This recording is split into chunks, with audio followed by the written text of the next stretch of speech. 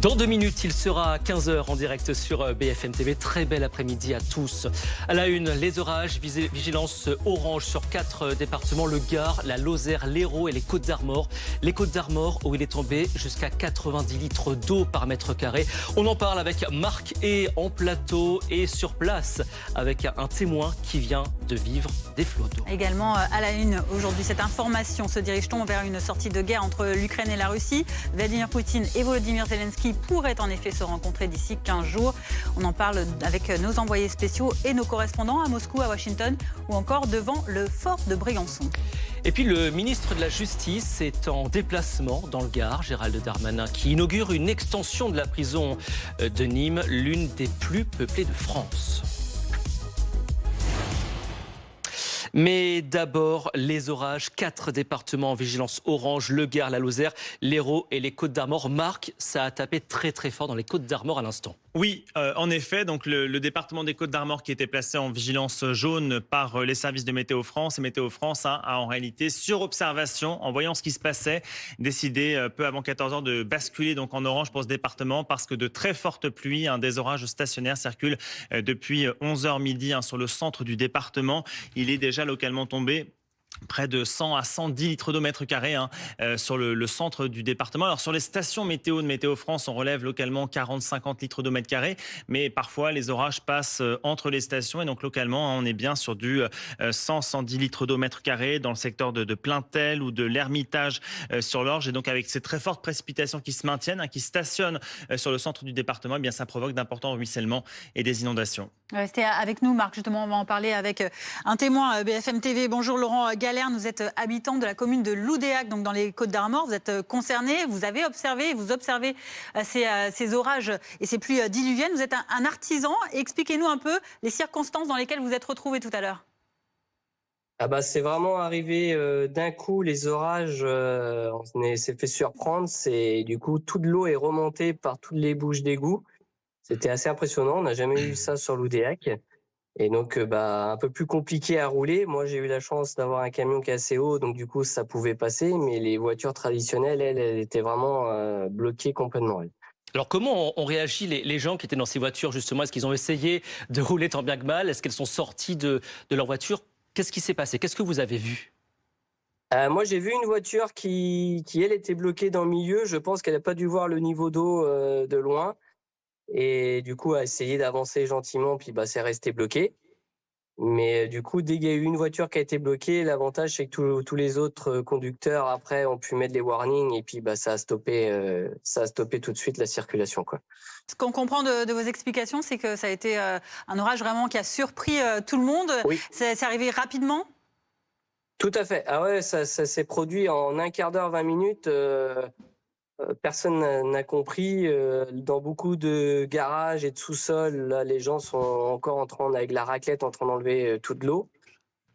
Je pense que ça a vraiment bien surpris tout le monde. Je pense que c'est toutes les fleurs et des choses comme ça qui ont dû d'un coup se mettre dans les caniveaux, puis ça a bouché la circulation de l'eau habituellement classique, quoi. Alors surprise, d'autant, alors je me tourne vers Marc pour ne pas dire de bêtises, il n'y avait pas de vigilance orange cet après-midi. Non, il y avait en effet une vigilance jaune sur le département des Côtes-d'Armor. En fait, ces orages s'expliquent en raison de la présence d'une goutte froide qui s'approche, qui est sur le proche Atlantique. Et donc en fait, les pluies s'enroulent autour de cette goutte froide, et ce qui explique que les orages sont stationnaires. Mais en effet, on comprend très bien ces images, ces inondations, ce ruissellement très important, parce que lorsque vous avez un orage stationnaire, en plus des pluies qui tombent sur des sols extrêmement secs et qui tombent par endroits sur le centre du département, 80, 100, 110 litres d'eau mètre carré en l'espace de 2-3 heures, soit près de 2 mois de pluie en fait en l'espace de quelques heures pour un mois d'août, et bien automatiquement cette eau ruisselle, elle ne pénètre pas dans le sol et donc ça provoque d'importants dégâts. Donc pas d'alerte orange, ce qui veut dire, Laurent, que vous n'aviez pas reçu justement d'instructions particulières pour travailler aujourd'hui? Du tout. On était au courant par les météos qu'on allait avoir de l'orage, mais on s'attendait pas à quelque chose comme ça, quoi. On s'attendait juste un petit peu d'orage, un peu de tonnerre, et puis c'est tout, quoi.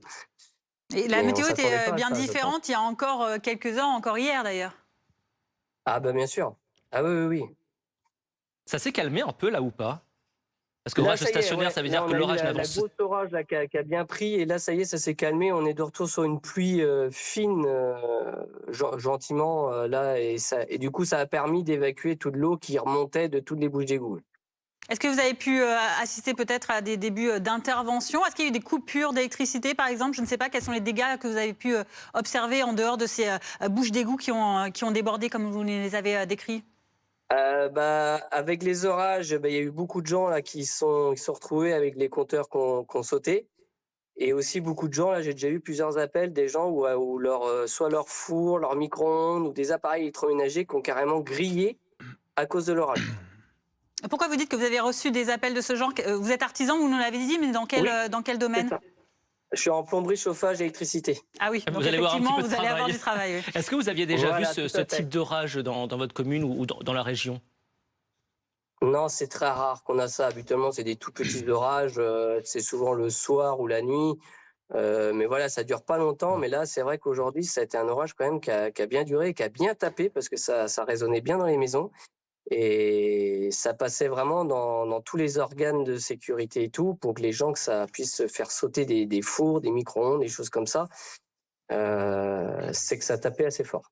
Merci Laurent Galerne pour votre témoignage sur BFM TV, et courage parce que visiblement vous aurez du travail dans les heures qui viennent. Voilà. Et on en parle également donc toujours avec Marc Hay qui est resté avec nous, parce que donc on parle de ce qui se passe très localement, assez brutalement dans les Côtes-d'Armor, qui n'était donc pas signalé en vigilance orange il y a encore quelques temps. Alors, même si une vigilance jaune est un Oui, et niveau de déjà, vigilance en soi. voilà. Mais c'est vrai que ça a tellement été soudain et tellement fort que lorsque j'ai appelé le service départemental d'incendie de secours, le fameux 10 des Côtes-d'Armor, on m'a répondu: je suis désolé, on est débordé d'appels. Donc Ça veut même tout sans dire. surpris. Voilà. Ça veut tout dire. Je n'avais pas les réponses à mes questions, mais en tout cas, voilà, cette réponse, montrait à quel point c'était un phénomène assez majeur qui avait donc concerné le département des Côtes-d'Armor. Mais au-delà de ça, il y a aussi trois autres départements en France métropolitaine. Alors, juste pour terminer sur les Côtes-d'Armor, cet orage stationnaire maintenant, alors c'est vrai qu'il évolue un petit peu, il remonte vers le littoral, donc vers le nord, mais il va encore arroser abondamment cette partie du département. Et puis en effet, il y a la Lozère, le Gard et l'Hérault en vigilance orange de 16h à minuit, parce que là aussi, on craint des orages localement violents. Entre 100 et 120 litres d'eau mètre carré, donc 2 à 3 mois de pluie qui pourraient tomber sur ces départements, notamment sur le relief. Et donc là aussi, comme dans les Côtes-d'Armor, on craint du ruissellement et des inondations. Merci Marc pour toutes vos informations. On en parlera évidemment dans le reste de notre journal. C'est une nouvelle journée cruciale pour tenter de mettre fin à la guerre entre l'Ukraine et la Russie, alors que de nouvelles réunions en visioconférence ont eu lieu. Une réunion avec la coalition des volontaires à midi et une réunion des 27 dirigeants des pays membres de l'Union européenne aux alentours de 13h. On va en parler dans un instant avec Claude Blanche-Maison qui nous accompagne aujourd'hui. Bonjour, vous êtes ancien ambassadeur de France en Russie. Mais d'abord, cette première grande avancée qui a eu lieu donc hier depuis Washington, cette rencontre donc entre Donald Trump, le président ukrainien Volodymyr Zelensky et l'ensemble des membres de cette coalition des volontaires, des dirigeants européens qui ont accompagné le président ukrainien. On retrouve Antoine Hollard, notre correspondant à Washington. Antoine, parce que Vladimir Poutine et Volodymyr Zelensky pourraient donc, c'est la prochaine étape, se rencontrer en face à face dans les 2 prochaines semaines. Est-ce qu'on en sait un peu plus sur les contours de cette rencontre ?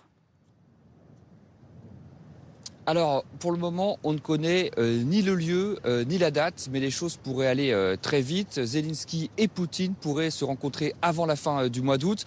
Quant au lieu, il y a plusieurs options sur la table. On parle des pays du Golfe, de la Turquie ou encore de la Suisse. Hier, en tout cas, Trump a mis tout son poids dans la balance pour que cette rencontre ait lieu. Après une première réunion avec les dirigeants européens, il a appelé Vladimir Poutine pendant 40 minutes pour faire pression sur le chef du Kremlin et faire en sorte qu'il accepte cette rencontre, chose que Poutine avait toujours refusé jusqu'ici. Pour le moment, la réponse du Kremlin est assez ambiguë. Ça n'est pas un vrai oui. Et la presse américaine, ce matin, est très prudente. Elle dit qu'à ce stade, Poutine ne s'est pas réellement engagé à participer. Trump, en tout cas, affirme qu'il a déjà commencé les préparatifs de cette rencontre. Il veut que Zelensky et Poutine se parlent directement pour négocier un accord de paix et notamment régler la question épineuse des concessions territoriales. Si cette rencontre a bien lieu, elle sera suivie d'une autre rencontre, trilatérale cette fois, avec Donald Trump, qui viendrait en quelque sorte paraffer l'accord que Poutine et Zelensky auraient conclu. Une façon pour Trump de se positionner à nouveau en grand faiseur de paix, lui qui rêve de décrocher le prix Nobel. Avant de parler de ces concessions avec notre invité en plateau, Antoine, juste une dernière question. Quels sont les autres points à retenir justement de la réunion qui a eu lieu hier ? Il faut retenir d'abord que ce qui a été abordé, ce qui était sur la table, c'est la question des garanties de sécurité. Les garanties de sécurité, c'est quelque chose sur le long terme. Une fois que la paix sera revenue, il faudra faire en sorte que la Russie n'attaque plus l'Ukraine, faire en sorte de dissuader Poutine d'une nouvelle agression. Ce matin, sur Fox News, Trump dit que la Russie est prête à accepter la présence de troupes françaises et britanniques sur le sol ukrainien comme une force de dissuasion. La question qui se pose désormais, c'est de savoir si les Américains pourraient participer également à cette dissuasion. Pour le moment, Trump reste très vague. Il évoque simplement une coordination avec les Européens. On ne sait pas vraiment ce que ça veut dire, mais on comprend quand même entre les lignes qu'il n'y aura pas de participation active des États-Unis. L'engagement américain pourrait finalement se résumer à une fourniture d'armes. On évoque des contrats de 90 à 100 milliards de dollars d'équipements européens qui seraient achetés par les Européens et puis ensuite livrés aux Ukrainiens. Direct de Washington pour BFM TV, on en parle donc avec Claude Blanche-Maison. On le disait, il y a un peu deux grands axes qui émergent de ces réunions. Il y a donc cette question des garanties de sécurité, on va y venir dans un instant, mais tout d'abord aussi cette autre information, celle de cette rencontre donc entre les présidents russes et ukrainiens. Et sur le lieu de cette rencontre, puisqu'on apprend que Emmanuel Macron avait plaidé d'ailleurs pour la cause de la Suisse, le ministre des Affaires étrangères suisse a dit qu'il pourrait offrir l'immunité à Vladimir Poutine s'il se présentait pour signer un accord de paix. Donc tout dépend maintenant de Vladimir Poutine. D'abord sur le fait que cette réunion se tienne, qu'elle se tienne prochainement ou plus tard, qu'elle soit précédée ou pas d'une réunion, disons, à haut niveau pour préparer la réunion des chefs, en quelque sorte. C'était la recommandation de Lavrov, en réalité. On a bien senti que Lavrov n'était pas chaud pour que M. Poutine et M. Zelensky se rencontrent dans quelques jours. Et ce qui courait hier, c'était... On pourrait réunir, par exemple, à Istanbul, des ministres ou des vice-ministres, relever le niveau par rapport à la précédente réunion qui avait eu lieu en effet dans cette formation, et préparer, à vrai dire, le sommet. Mais le problème est que M. Trump y tient essentiellement. Et qu'il a raison d'y tenir essentiellement. D'ailleurs, M. Zelensky aussi, parce que M. Zelensky veut dire les yeux dans les yeux à Poutine un certain nombre de choses. Et en effet, ça peut être utile. Alors, Poutine est obligé de bouger, probablement, parce qu'il ne veut pas rompre avec Trump. Et c'est vrai qu'il a déjà, disons, un peu manœuvré au sommet d'Anchorage. Et effectivement, s'il refusait ce sommet avec Zelensky, ce sommet bilatéral, il pourrait arriver que Trump finisse par s'énerver, par en avoir assez. Poutine, finalement, ne donne jamais de gages, ne répond jamais aux avances qu'on lui fait et ne bouge pas, reste dans une situation totalement immobile. Et Trump pourrait retomber de l'autre côté. Donc, il est possible que cette réunion ait lieu. C'est une grande surprise, parce que les conditions que Poutine avait fixées ne seraient pas réunies. On va prendre le pouls en Russie, justement, avec notre correspondant sur place, Jean-Didier Revoin. On en pense quoi, justement, à Moscou, de ce qui s'est dit, de ce qui s'est passé hier à Washington ?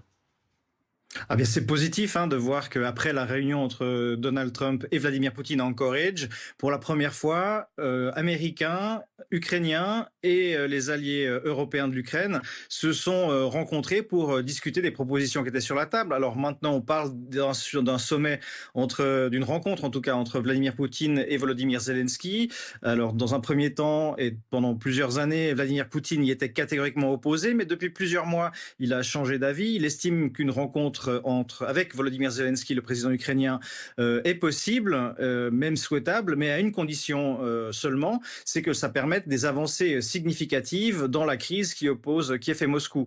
La question qu'on se pose maintenant, c'est dans quelle mesure est-ce que les diplomates, en remontant le niveau des participants aux délégations russes et ukrainiennes qui se rencontrent en Turquie depuis quelques mois à intervalles réguliers, est-ce que ça permet d'avancer sur des sujets aussi complexes que des échanges de territoires, des garanties garanties de sécurité, les questions de langue russe qui soient garanties en Ukraine. Est-ce que tout cela va pouvoir être ficelé dans un paquet que Volodymyr Zelensky et Vladimir Poutine pourraient paraffer en vue dans le cadre d'une première étape, en vue d'un traité de paix à long terme? C'est toute la question qui revient maintenant aux diplomates, sur des questions sur lesquelles ils travaillent et dont on saura vraisemblablement d'ici quelques jours si on peut attendre, si on peut arriver à un compromis qui permettrait une rencontre entre Volodymyr Zelensky et Vladimir Poutine. Merci beaucoup Jean-Didier Rovan en direct de Moscou pour BFM TV. Et avec quel rôle et quelle importance, notamment aussi du côté de l'Europe. Sophie Dupont, on vous rejoint, vous êtes notre journaliste politique envoyée spéciale du côté du fort de Brégançon à Bormes-les-Mimosas, là où se trouve Emmanuel Macron depuis qu'il est rentré donc de ce sommet hier à Washington. Le président français qui a co-présidé aujourd'hui une réunion avec le Royaume-Uni, une visioconférence de ses alliés de la coalition des volontaires dans un premier temps, auxquels se sont ensuite ajoutés les 27 de l'Europe. Que sait-on de cette nouvelle séquence diplomatique ? L'objectif, en fait, c'était de faire le point avec les alliés européens au lendemain de cette rencontre multilatérale qui a eu lieu à la Maison-Blanche. Vous l'avez dit, Emmanuel Macron, il a regagné le fort de Brégançon à la mi-journée et à peine arrivé, il a retrouvé son agenda diplomatique très chargé puisque à peine rentré, il a eu cette première réunion en visioconférence avec la coalition des volontaires. Ce sont donc les soutiens de l'Ukraine, essentiellement des pays européens, mais pas uniquement, puisque dans cette coalition, il y a aussi des pays comme l'Australie, le Canada ou le Japon. Cette réunion, vous l'avez dit, a été coprésidée par Emmanuel Macron et par le Premier ministre britannique, qui étaient tous les deux à la Maison-Blanche hier. Elle a duré environ 1 heure. Et à l'issue de cette première réunion, il y a eu une deuxième réunion, toujours en visioconférence, avec cette fois autour de la table les 27 dirigeants de l'Union européenne. Cette réunion, elle a duré aussi à peu près 1 heure. Elle s'est terminée il y a quelques minutes. Pour l'instant, il n'y a pas eu de communication officielle de l'Élysée à l'issue de ces réunions. Donc on attend une communication éventuelle pour faire le point à l'issue de ces 2 réunions en visioconférence. L'Europe qui plaide aujourd'hui pour que la rencontre potentielle entre Volodymyr Zelensky et Vladimir Poutine ait lieu chez elle. Plus qu'une hypothèse, il s'agit d'une décision collective, a affirmé Emmanuel Macron, qui insiste sur la nécessité d'avoir un pays neutre. Pourquoi pas Genève en Suisse, dit-il. Emmanuel Macron qui aussi remet la pression sur la Russie et sur Vladimir Poutine. Il appelle à des nouvelles sanctions en cas d'échec des négociations. Emmanuel Macron qui a réaffirmé hier soir que selon lui, Poutine ne souhaitait pas la paix et qui, avant de quitter Washington dans la nuit, a déclaré « c'est loin d'être fini ». Merci Sophie Dupont depuis Bormes-les-Mimosas en face du fort de Brégançon. Claude Blanche-Maison, Vladimir Poutine, il la veut ou pas cette paix? On ne comprend pas grand-chose là. Écoutez, le président de la République a dit qu'il ne la voulait pas. Prendrais-je le risque de démentir le président de la République? Parce que s'il y a quand même une réunion entre Volodymyr Zelensky et Vladimir Poutine prévue potentiellement dans les 15 jours qui viennent, c'est que quand même on peut oser espérer un début de paix quelque part. Du côté de Zelensky, je crois qu'il y a aussi l'envie de dire un certain nombre de vérités face à face, les yeux dans les yeux, à Vladimir Poutine. Justement, lui ne conçoit peut-être pas nécessairement cette réunion pour aboutir à un compromis, parce qu'il y a des choses qu'il ne peut pas accepter. Et il va le dire, évidemment. Il y a une certaine ouverture à vouloir dialoguer avec oui, mais peut-être à lui dire encore une fois des vérités pas très agréables à entendre pour Poutine. Donc c'est un peu une réunion à haut risque et aussi dans l'esprit de Trump qui veut absolument que cette réunion ait lieu, c'est peut-être aussi une façon de faire porter ostensiblement le risque de l'échec à Vladimir Zelensky. Tu n'as pas été gentil avec mon camarade Poutine, tu n'as fait aucune concession, par conséquent, si la guerre continue, c'est de ta faute. Parce qu'en effet, il y a des chances raisonnables de croire que Poutine veut continuer la guerre. D'ailleurs, en un mot, on a appris il y a quelques instants que Donald Trump ne serait pas présent en cas d'une rencontre entre Poutine et Zelensky. Il l'a annoncé sur Fox News, ça peut paraître étonnant. Non, c'était bien le schéma prévu. D'abord une réunion bilatérale et puis ensuite la fameuse trilatérale, si la réunion bilatérale s'était bien passée. Donc je crois que en effet c'est assez ambigu comme tentative. Si Poutine l'accepte et s'il n'y a pas une préparation soigneuse avant par des Sherpas, en quelque sorte, de Poutine et de Zelensky, ça risque de conduire à des frictions importantes entre les deux hommes, qui en plus, du point de vue de leur caractère, de leur formation, n'ont pas grand-chose de commun. Merci beaucoup Claude Blanche-Maison. Évidemment, on reviendra sur cette actualité tout au long de nos différents journaux. À 15h17, on aimerait également vous parler de ces incendies en Espagne qui continuent de dévaster le pays. 373 000 hectares au moins sont partis en fumée depuis le début de l'année. 30 000 rien qu'hier. Une situation malheureusement record et on en parle dans un instant avec notre correspondant à Madrid. Mais tout d'abord, écoutez Pedro Sánchez, le Premier ministre espagnol, qui s'est exprimé, qui a invité à rester vigilant. Il nous reste des heures difficiles. C'est pourquoi je demande aux médias et aussi aux citoyens de redoubler de précaution, de ne pas baisser la garde, car il nous reste des moments critiques à traverser. C'est pourquoi il faut écouter et rester attentif aux recommandations des institutions. Pierre Chaperon, en direct de Madrid. Jamais l'Espagne n'avait fait face à une telle situation. 4 personnes au moins ont perdu la vie. Oui, 3 pompiers et un employé d'un centre équestre qui tentait de protéger des chevaux dans le nord de Madrid. C'est le bilan humain pour l'instant de ces incendies qui sévissent depuis plusieurs jours en Espagne. Pedro Sánchez, vous l'entendiez tout à l'instant, le président du gouvernement en visite en Extremadura à la mi-journée a d'ores et déjà annoncé que les lieux touchés par les incendies seraient déclarés zone d'urgence civile. Concrètement, cela permet de mobiliser plus rapidement des fonds publics, des aides exceptionnelles et des moyens logistiques. L'incendie le plus violent du siècle, comme l'appelle le quotidien El País. Ce matin, plus de 30 000 personnes ont été évacuées et plusieurs feux sont encore hors de contrôle. Si une immense partie du pays est concernée, ce sont surtout la Galice, la Castilla et Léon et l'Extremadura qui sont les plus durement touchés, soit une large partie ouest du pays, routes et autoroutes coupées. La liaison ferroviaire entre Madrid et la Galice est paralysée depuis la fin de la semaine dernière. La pluie devrait dans les prochaines heures arriver dans le nord du pays, autour des côtes atlantiques. Il y a une baisse générale des températures dans la péninsule ibérique. Certaines régions ont perdu de 5 à 10 degrés par rapport à hier, après l'une des plus longues vagues de chaleur de l'histoire en Espagne. Merci Pierre Chaperon des circonstances météo et donc plutôt providentiel à l'heure actuelle. À 15h19, on parle à présent de la mort du streamer Jean Portmanov, une mort qui interroge beaucoup. C'est survenu dans la nuit de lundi à mardi et surtout, Maxime Clié-Ruza, vous allez nous en parler, ça s'est survenu en plein direct. Oui, c'est d'ailleurs pour ça que ça interroge les 4 streamers, puisqu'il y avait, donc vous l'avez dit, Jean Portmanov, ainsi que 3 de ses acolytes, étaient en plein direct depuis plusieurs heures déjà. Lorsque le décès est intervenu, les 4 hommes était en train de dormir dans une vidéo que BFM TV a pu consulter, ceci s'est déroulé en plein direct. On voit le streamer âgé de 46 ans s'étouffer avant de perdre la vie. Certains de ses acolytes tentent alors de s'approcher de lui pour le réveiller et c'est à ce moment-là qu'il décède, que cet homme est donc décédé. Il coupe alors brutalement le live et ce sont les gendarmes qui vont ensuite intervenir pour découvrir le corps. D'après nos informations, c'est les gendarmes de la brigade de recherche de Nice qui étaient initialement saisis de ce dossier.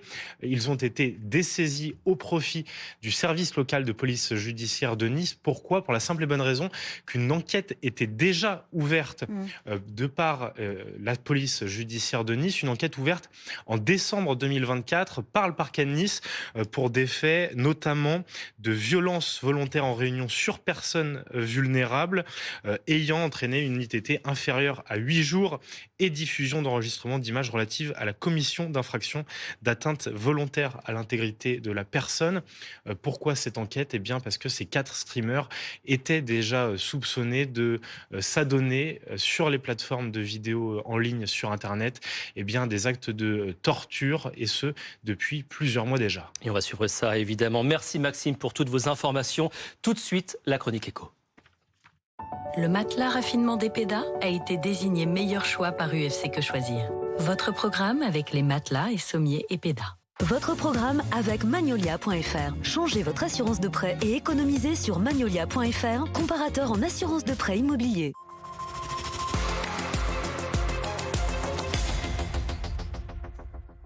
Dans un peu moins de 2 semaines déjà, ce sera le retour à l'école. Alors vous avez peut-être déjà la tête dans les fournitures, on a une bonne nouvelle pour vous. Une très bonne nouvelle parce que cette année, la rentrée des classes devrait vous coûter un petit peu moins cher qu'avant. Les explications avec Kylian Chaput, Véronique Fèvre, Elliot Francom et Pauline Delevoye.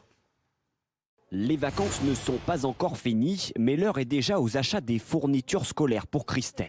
Et cette année, bonne surprise. On a vu une différence au niveau des classeurs justement, et comme il en faut quand même 9, donc on regarde justement les enseignes où c'est quand même moins cher. Ici, c'est 1 € de moins sur chaque classeur. Au rayon des cahiers aussi, Marine constate la baisse des prix. Ils étaient à 1,35 €, ils sont à 1,09 €. J'en ai besoin, rien que pour le collège, j'en ai besoin de 20 pour ce jeune homme, et pour elle, j'en ai besoin de 7. Cette année, le coût moyen des fournitures pour un élève de 6e est de 211 €, moins 5,5% par rapport à l'année dernière. Cela s'explique notamment par des prix mieux négociés par les magasins. De meilleurs achats, de meilleures négociations. Et on vend en vrac, donc on vend beaucoup de produits à moins d'1 €. On vend des produits rechargeables, donc c'est pareil, économiquement c'est beaucoup plus rentable. Mais attention, le prix de certains produits continue d'augmenter. Le coût des calculatrices, qui a augmenté sérieusement. Les prix des règles et des équerres incassables. On ne rejoint pas les tarifs initiaux d'avant la période Covid. On est toujours très supérieur à cette époque-là. C'est dans les hypermarchés que les tarifs ont le plus baissé cette année. Le matelas raffinement d'Epeda a été désigné meilleur choix par UFC Que Choisir. C'était votre programme avec les matelas et sommiers Epeda. C'était votre programme avec Magnolia.fr. Changez votre assurance de prêt et économisez sur Magnolia.fr, comparateur en assurance de prêt immobilier. L'info ne prend pas de vacances. BFM TV non plus. Voici les toutes dernières images. Tout l'été, chaque jour, les invités, les événements. On est au cœur de l'action. Les reporters partout en France et dans le monde. Dans le New Jersey, notre envoyé spécial aux portes de Marseille, aux côtés des Français qui vivent cette canicule, se mobilisent pour vous informer en temps réel. Nos reporters sont à vos côtés en direct sur BFM TV. BFM TV est à vos côtés tout l'été. BFM TV, première sur l'info. L'imprimerie pour laquelle je travaillais ayant fermé, donc j'ai créé la mienne. Shopify a été très facile à configurer. Nous n'avons pas eu besoin d'aide en plus d'un professionnel. Et aujourd'hui, nous faisons découvrir les nouveautés parisiennes à des gens du monde entier. Nous sommes Letterpress de Paris et nous sommes propulsés par Shopify. Plus besoin de passer des semaines à chercher la bonne voiture d'occasion. Grâce à Autohero, acheter une voiture est enfin facile. Des voitures d'occasion sélectionnées avec soin, livrées près de chez vous ou directement à votre adresse. L'achat de voiture qui fait vraiment plaisir. Trouvez vite la voiture de vos rêves sur autohero.com. Alors nous les cahiers, on sait, l'année elle va être longue. Entre les pages arrachées, les sacs trop pleins, les goûters écrasés. Mais cette année, je suis prêt, plastifié, solide, motivé. Et je peux vous le dire, je vais résister aux cours de maths bien plus longtemps que vos enfants. Le cahier Esquisse à seulement 80 centimes en exclusivité chez Leclerc. Toutes les fournitures scolaires sont à prix Leclerc. Leclerc.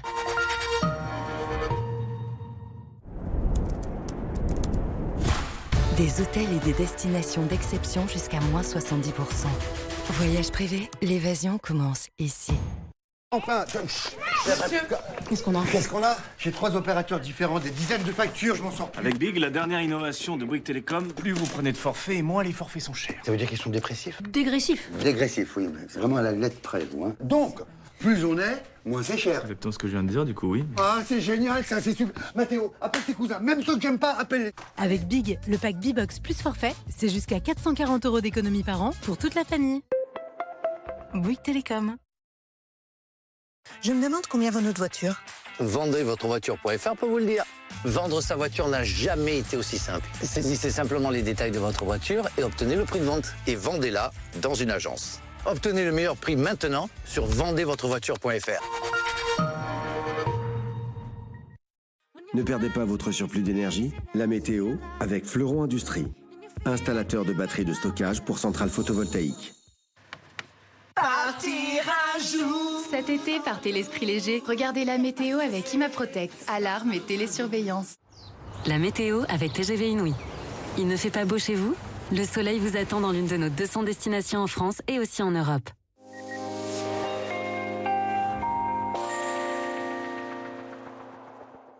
Bonjour à tous, soyez extrêmement prudents. 4 départements sont placés en vigilance orange par Météo France. Des orages localement violents, très pluvieux. C'est déjà le cas d'ailleurs sur la Bretagne, dans le département des Côtes-d'Armor. Vigilance orange avec des orages localement stationnaires qui ont déversé près de 80-90 litres d'eau au mètre carré. Tout ceci provoque d'importants ruissellements, des inondations. Vigilance orange également entre 16h et minuit pour la Lozère, pour l'Hérault, pour le Gard, avec là aussi des orages fortement pluvieux. Il pourrait tomber entre 100 et 120 litres d'eau au mètre carré sur la partie relief.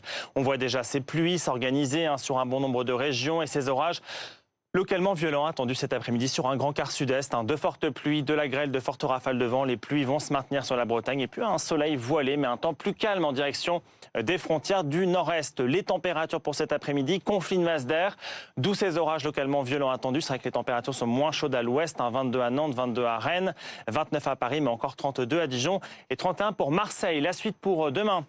Avec donc cette dégradation, toujours sous l'influence de cette goutte froide, elle va prendre tout son temps pour traverser le pays et donc du coup ceci est un front chaud, une perturbation qui va faire du surplace, qui va stationner sur les mêmes régions demain matin et demain après-midi avec localement jusqu'à 30, voire 40, voire 50 litres d'eau au mètre carré sur l'ensemble de la journée. Ça représente beaucoup d'eau en peu de temps. Là aussi on craint du ruissellement, des orages à nouveau localement violents prévus demain matin dans le sud-est et puis alors pour demain après-midi toujours ces pluies soutenues sur la moitié nord, dans le nord-est, partout ailleurs une météo très chaotique avec un ciel chargé, des averses localement orageuses. Les températures en matinée stationnaires de 12 à Aurillac à 24 pour Nice. En revanche, dans l'après-midi, sous les précipitations, dégringolade des températures. On repasse en dessous des valeurs de saison. Plus que 20 à Brest, 22 à Nantes, 24 à Bordeaux, mais encore 28 à Marseille et 32 pour Ajaccio. C'était la météo avec fleuronindustrie.com. Isolation thermique par l'extérieur pour réduire vos dépenses énergétiques et embellir votre maison. Partir un jour sans retour. C'était la météo avec ImaProtect, alarme et télésurveillance. C'était la météo avec TGV Inouï. Alors, dans laquelle de nos 200 destinations allez-vous chercher le soleil ? Il est bientôt 15h30, bienvenue dans l'après-info. Si vous nous rejoignez à la une de l'actualité cet après-midi, cette alerte canicule levée, mais aujourd'hui, ce sont les orages et les pluies qui inquiètent dans l'Hexagone avec 4 départements concernés par une vigilance orange, orage et pluie inondation. Il s'agit de l'Hérault, du Gard, de la Lozère dans le sud, mais aussi des Côtes-d'Armor dans l'ouest. Nous irons à Loudéac dans un instant, retrouver un témoin de ces pluies diluviennes et très violentes tout à l'heure. Youssef Kinaché est élu d'Hermont dans le Val d'Oise. Son véhicule et son domicile ont été incendiés cette nuit. Heureusement, en son absence et celle de sa famille, c'est la 2e fois qu'il est ciblé par des dégradations. Les précisions d'Angie Wata dans un instant. Nous suivons également le déplacement de Gérald Darmanin à la prison de Nîmes, l'une des plus peuplées de France. Le ministre de la Justice qui inaugurera l'extension de la maison d'arrêt et échangera avec des agents pénitentiaires. Et puis les suites des négociations de paix en Ukraine après la rencontre entre Volodymyr Zelensky accompagné de ses alliés européens avec Donald Trump. L'information du jour, c'est la prochaine réunion entre les présidents ukrainiens et russes d'ici 2 semaines, nous dit-on. Pour le lieu, Emmanuel Macron évoque la Suisse. On en parle en précision dans un instant. Mais tout d'abord, ces circonstances météorologiques compliquées aujourd'hui en France avec 4 départements de l'Hexagone concernés par une vigilance orange, orage et pluie inondation. Il s'agit de l'Hérault, du Gard et de la Lozère dans le sud de la France, mais aussi à l'ouest, il s'agit des Côtes-d'Armor et notamment Marc Hay qui est avec nous. Cette situation donc, dans les Côtes-d'Armor qui est assez surprenante parce qu'elle a été violente et rapide. Oui, et ça n'était d'ailleurs pas vraiment prévu, puisqu'en fait, Météo France a déclenché cette vigilance orange sur ce qu'on appelle des observations. En réalité, c'est très difficile de prévoir les orages. Alors, les orages stationnaires, c'était encore plus compliqué. Lorsqu'on a vu cet orage stationnaire qui stationnait en réalité depuis 2-3 heures sur le centre du département et qui, localement, a déjà apporté 90, 100, voire 110 litres d'eau mètre carré, donc plus de 2 mois de pluie en 3 heures avec d'importantes inondations, on a basculé en vigilance orange, donc sur ce département des Côtes-d'Armor. Pourquoi ça n'a pas été prévu par Météo France? En fait, ce qui se passe, c'est qu'on a on sort d'une canicule. Donc, on a toujours de l'air très chaud en France et puis on a de l'air froid qui arrive en altitude avec cette goutte froide qui est pour l'instant sur le proche Atlantique. Et en fait, les gouttes froides, elles sont vraiment difficiles à prévoir. En tout cas, leurs déplacements elles sont un peu coupées de la circulation atmosphérique habituelle, donc elles avancent très lentement. Et puis, autour de cette goutte froide, vous avez en fait des orages autour qui circulent, qui tournicotent, qui font du surplace. Et en fait, c'est ça que l'on craignait un petit peu sur le département des Côtes-d'Armor qui était placé en vigilance jaune. Et c'est ce qui s'est malheureusement produit, à savoir cet orage stationnaire qui continue d'ailleurs de de concerner les Côtes-d'Armor, la région de Saint-Brieuc actuellement, et donc ces orages déversent beaucoup d'eau en très peu de temps. Qu'on fasse un peu de pédagogie, pardon Fanny.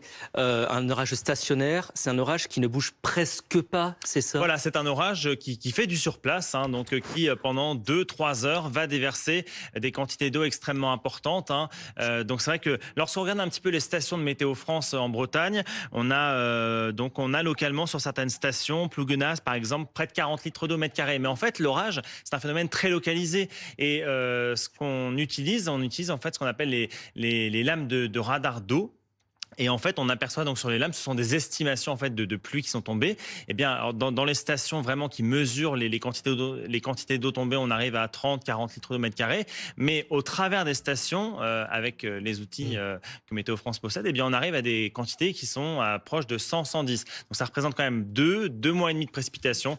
Et donc, cette eau, elle ruisselle, elle tombe en très peu de temps, et donc elle provoque malheureusement d'importants ruissellements et des inondations. Et il se trouve qu'en plateau, on a un connaisseur de la région, le général Pellistrandi, qui l'eût cru. Et donc, vous avez des observations justement à faire là-dessus sur ce phénomène. Maison pas très loin. Voilà. Et le sol était extrêmement sec. Ouais. Donc, c'était tout était grillé, du béton. Donc, l'eau, elle ne peut pas s'infiltrer, d'où la montée impressionnante des eaux. C'est ce que nous décrivent les témoins sur place avec ces montées d'eau qui débordent également. Il y a certaines maisons qui ont été inondées. On a vu évidemment les images de ces rues totalement recouvertes d'eau. Dans un instant, on va peut-être avoir avec nous l'un de ces témoins de ces scènes très compliquées. Mais Marc, donc on le disait, c'est une situation qui était, vous le disiez, imprévisible, même s'il y avait des indices, etc. Là, cette vigilance orange, elle a été donc prévue après, elle a été déclenchée après les faits, contrairement à d'autres départements dont on parlera après. Voilà, la prévision météo est délicate. Donc c'est vrai que sur la Lozère, le Gard, l'Hérault, là, on arrivait à bien voir donc ces orages localement violents attendus entre 16h et minuit. D'ailleurs, sur le Gard actuellement, les orages sont localement violents et apportent de fortes précipitations. Donc il va falloir surveiller la situation d'ici ce soir. En revanche, là où vous avez une vigilance jaune, eh bien ça montre que des orages localement forts sont attendus. La Bretagne était en vigilance jaune. Et puis donc, lorsqu'on observe la situation en temps réel, parfois, en dernière minute, on déclenche une vigilance orange parce que la situation le nécessite. Et c'est ce qui s'est passé malheureusement sur les Côtes-d'Armor.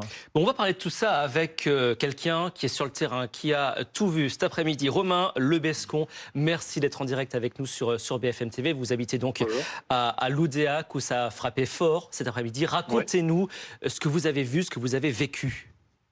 Alors, on a vécu de gros orages assez violents pendant 2 heures avec des grosses pluies aussi pendant une bonne vingtaine de minutes. Et puis, ce qui fait que le niveau de l'eau a bien monté justement au niveau du rond-point devant chez nous. Donc, on a été un peu surpris, les voitures aussi qui roulaient. Donc, vous étiez chez vous, à votre domicile. Est-ce qu'il y a eu des dégâts chez vous? Je suis au bureau, là. Au bureau, d'accord. Est-ce que vous avez eu des dégâts dans les locaux de vos bureaux? Non. Il y a eu le compteur qui a sauté, mais sinon, pas de dégâts matériels. Est-ce que vous aviez déjà assisté à de telles précipitations près de chez vous? Alors non, ça va faire 9 ans que je travaille ici, mais j'avais jamais vu des pluies aussi torrentielles, on va dire. Donc c'est la première fois. Je pense qu'en Bretagne, on n'est pas trop habitué à ça d'habitude. Tout à l'heure, Marc Hay nous expliquait que la vigilance orange n'avait justement pas été déclenchée cet après-midi pour les Côtes-d'Armor. Maintenant, c'est le cas, après coup. Est-ce que, depuis le déclenchement de cette vigilance, vous avez reçu des consignes des autorités? Alors non, pas moi personnellement en tout cas, mais non, c'est vrai qu'on a été prévenus de rien. Est-ce qu'il continue de pleuvoir à l'heure actuelle? Il pleut un petit peu, c'est du crachin, c'est pas des grosses pluies là. Ça a bien diminué. Le plus gros a duré, vous le disiez, environ 2 heures, c'est ça? Il y a eu des gros orages pendant 2 heures et la grosse pluie qui a duré une bonne vingtaine de minutes, ce qui fait que l'eau, le niveau de l'eau a bien monté. Mais ça s'est calmé assez vite, on va dire. En combien de temps, justement, ces inondations sont arrivées? Ça a été soudain? Vous avez vu le niveau de l'eau monter minute après minute? Je pense qu'on était en train de déjeuner vers 13h où ça a commencé à bien pleuvoir. Et un quart d'heure après, on regardait au niveau du rond-point devant là où on travaille. Et c'est vrai qu'on était un peu étonnés que ça soit à ce niveau aussi vite. Marc, est-ce que c'est ça qu'on appelle des inondations éclairs? Oui, ce sont des inondations éclairs, c'est-à-dire de très fortes pluies qui tombent en l'espace d'1, 2, 3 heures et qui localement apportent, en fait, en temps normal, en Bretagne, au mois d'août, la normale pluviométrique mensuelle pour l'ensemble du mois, c'est 40-50 litres d'eau mètre carré. Donc, il faut bien s'imaginer que là, lorsqu'il tombe plus de 100 litres d'eau mètre carré, 100 mm, en l'espace de 2 ou 3 heures, c'est équivalent de 2 mois d'eau qui tombent en l'espace seulement de 2 ou 3 heures. Donc, automatiquement, oui, c'est ce qu'on appelle des inondations éclairs, tout comme on a également les crues éclairs, c'est-à-dire lorsqu'il pleut énormément, vous avez tout de suite les cours d'eau qui réagissent, alors plus souvent en hiver lorsque les sols sont saturés, etc. Mais là, c'est exactement le même principe en fait. Vous n'avez aujourd'hui aucun système d'évacuation des eaux, y compris dans les villes les plus modernes, qui est en capacité d'absorber, d'évacuer toute cette eau qui tombe en un laps de temps aussi restreint. On va continuer de suivre tout cela, évidemment, avec vous. Merci beaucoup. Et attention dans le Gard aussi, parce que le Gard est tout comme il y a 3 autres départements, il y a 3 autres départements dans le sud, l'Hérault et donc la Lozère. Et je ne sais pas si on peut voir la carte de vigilance orange. Bien sûr, rapidement. On l'a actuellement, voilà. Donc le Gard, les premiers orages violents se déclenchent et donc vigilance entre 16h et minuit sur ces 3 départements. Grande prudence. Merci Marc. Merci. On en vient également à cette autre actualité à présent, celle qui concerne un véhicule et un domicile d'élus, celui de Dermont dans le Val d'Oise. Ils ont été incendiés dans cette nuit, heureusement sans faire de blessés. L'élu concerné est Youssef Kinash. Les précisions d'Angie Louata sur place pour BFM TV. Écoutez, ce que l'on sait, c'est qu'aux alentours d'1h du matin, cette nuit, un individu s'est introduit dans ce pavillon, a mis le feu vraisemblablement à l'aide d'essence à un véhicule qui était à l'intérieur de ce pavillon et le feu a pris, vous le voyez peut-être derrière moi, il y a une trace noire effectivement sur le mur de cette maison. Cette maison qui appartient à l'élu Youssef Kinash, qui n'est pas là, ni lui ni sa famille, si bien qu'il n'y a pas de blessés à déplorer. Ils sont tous en vacances actuellement. Ce que l'on peut dire, c'est que la police était sur place jusqu'à environ la mi-journée, qu'il y a désormais des barrières de sécurité autour de la maison et qu'il y a également une voiture, un véhicule d'une société de sécurité privée qui est là pour sécuriser bien évidemment les lieux. Et puis on ne peut pas faire de lien également, ça c'est important de le préciser, entre son statut d'élu, élu donc politique, et les faits qui ont eu lieu cette nuit. Mais il y a une répétition troublante des faits, notamment cet incendie qui avait touché également la société familiale de Youssef Kinash. C'était fin juin dernier. Merci beaucoup pour ces précisions. BFM TV qui suit également la visite de Gérald Darmanin à la prison de Nîmes. Aujourd'hui, l'un des établissements pénitentiaires les plus peuplés de France. Célia Vallée, vous êtes notre spécialiste, vous êtes notre envoyé spécial sur place, le ministre de la Justice qui inaugure notamment l'extension justement de cette maison d'arrêt. Gérald Darmanin est venu inaugurer l'extension de la maison d'arrêt de Nîmes aujourd'hui. 150 nouvelles places sont désormais disponibles dans cette prison surpeuplée, connue pour être l'une des plus surpeuplées du territoire, avec 400 détenus pour seulement 200 places. Une extension bienvenue mais dénoncée par les syndicats parce qu'il faut, selon eux, adapter le nombre d'agents pénitentiaires, notamment à l'infirmerie ou à la cantine. Cette visite, elle aurait dû se tenir la semaine dernière, mais c'est le garde des Sceaux lui-même qui l'a annulée pour la présence, je cite, d'une table de massage dans les locaux. Une information démentie par les syndicats puisque ici, personne ne s'est jamais fait masser. Voilà ce qu'ils nous disent ici quand on les rencontre. C'est une table de soins destinée aux soins, à l'infirmerie ou bien à la formation esthétique. Gérald Darmanin qui doit échanger aujourd'hui avec les agents pénitentiaires avant de s'adresser à la presse cet après-midi. Bon, Boris Karlamov, ce n'est pas la première fois, justement, on parlait de cette histoire de table de massage. Et le ministre de la Justice, lui, il a envie d'une chose, c'est de lutter contre ces activités dites ludiques. Oui, absolument, puisqu'il fait preuve d'une certaine sensibilité, on va dire, à l'égard de tout ce qui pourrait représenter une activité ludique en détention. Cette polémique, elle avait éclaté en février dernier. Souvenez-vous, à la prison de Toulouse-Seyss, où 20 détenus avaient bénéficié de soins du visage. Le garde des Sceaux ainsi que des syndicats pénitentiaires avaient trouvé cela choquant. Je cite qu'en détenus condamnés pour des faits graves puissent bénéficier de soins esthétiques. Vérification faite, c'était en réalité des étudiants qui leur apprenaient à prendre soin d'eux en vue d'une réinsertion. Mais l'épisode a fait mauvais genre pour un ministre qui veut et qui souhaite aujourd'hui incarner la fermeté. Le traumatisme lié à la diffusion d'images d'un tournoi de karting à la prison de Fresnes, c'était en 2022, reste encore aujourd'hui vif. Il mène donc une fronde contre tout ce qui pourrait donner l'impression que la prison serait un lieu de loisirs plutôt qu'un lieu de privation. Le ministre souhaite aujourd'hui privilégier l'éducation, le sport ou encore l'apprentissage de la langue française en détention, ce qu'il juge plus pertinent à ses yeux. C'est pour ça qu'il avait pris en quelque sorte cette mesure radicale de reporter son déplacement à la prison de Nîmes qui était initialement prévu la semaine dernière, après donc la découverte d'une table de massage. Le ministre de la Justice qui aujourd'hui va donc inaugurer, vous l'avez vu avec Célia Vallée, une extension de cette prison, puisqu'aujourd'hui à Nîmes il y a 497 détenus pour 200 places opérationnelles. Cette prison fait l'objet de l'un des plus importants taux d'occupation carcérale en France. Le ministre de la Justice qui devrait donc s'exprimer aux alentours de 16h tout à l'heure. Merci beaucoup Boris pour ces informations. L'actualité également internationale à présent avec cette journée importante qui a donné un bon résultat. Volodymyr Zelensky et les alliés européens ont salué le président américain pour la rencontre qui s'est déroulée donc hier à la Maison-Blanche, 3 jours après celle entre le président américain et Vladimir Poutine. Thierry Arnaud, vous êtes notre envoyé spécial à Washington. Vous avez suivi cette rencontre au plus près. Sur le fond, tout d'abord, le président ukrainien et ses alliés présents sont ressortis satisfaits des thématiques traitées, en particulier celle des garanties de sécurité.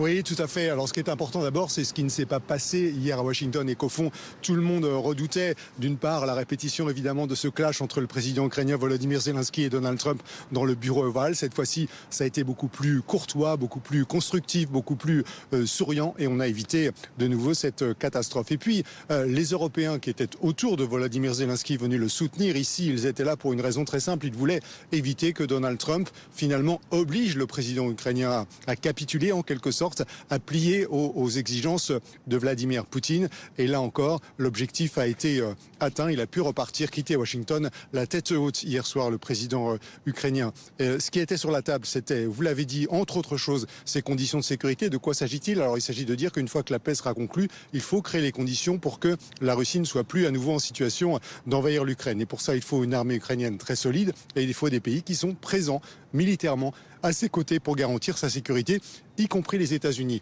Et d'ailleurs, Donald Trump n'a pas fermé la porte à une participation américaine à ces garanties de sécurité, même si ce matin, à l'occasion d'une interview téléphonique avec la chaîne Fox News, il précise qu'il n'y aura pas de soldats américains présents physiquement sur le sol ukrainien. Alors ça, ce sont des garanties de sécurité une fois que la paix est conclue, sachant qu'évidemment, le plus difficile reste à faire dans un premier temps, c'est-à-dire conclure un accord de paix. Et là, évidemment, tout le monde est conscient qu'on en est très loin encore. Merci Thierry Arnaud en direct de Washington pour BFM TV. Pas de répit donc au lendemain de cette rencontre entre Donald Trump et Volodymyr Zelensky avec les alliés européens. Il faut battre le fer pendant qu'il est encore chaud. Alors, 2 réunions de suivi ont eu lieu ce mardi. On en parle avec vous, Alexis Cuvillier du service politique de BFM TV. La première a réuni les membres de la coalition des volontaires en visioconférence à la mi-journée. La deuxième réunion avec un élargissement aux membres du Conseil européen. Emmanuel Macron en a profité pour rappeler la position de la France, Alexis. Emmanuel Macron, il est rentré prudent de Washington ce matin, restant concentré sur l'obtention des garanties de sécurité qu'il faudra accorder à Kiev. Thierry Arnaud en parlait il y a quelques minutes. Dans la diplomatie française, néanmoins, on reconnaît que le point de vue des Américains est désormais plus compatible avec les intérêts européens tels qu'ils ont pu être exprimés ces derniers jours. Le chef de l'État est partisan, comme ses homologues européens, d'une rencontre entre Vladimir Poutine et Volodymyr Zelensky sur le continent européen. Il a plaidé pour qu'elle se déroule à Genève, en cohérence avec la tradition de neutralité de la Suisse. C'était aujourd'hui finalement pour Emmanuel Macron de retour à Brégançon le même format de débrief, si je puis dire, qu'après les échanges qui avaient eu lieu la semaine dernière avec Donald Trump. D'abord partager ce point de vue sur la situation avec la coalition des volontaires, cette alliance large de puissances occidentales en soutien à l'Ukraine, le Canada ou l'Australie par exemple en font partie.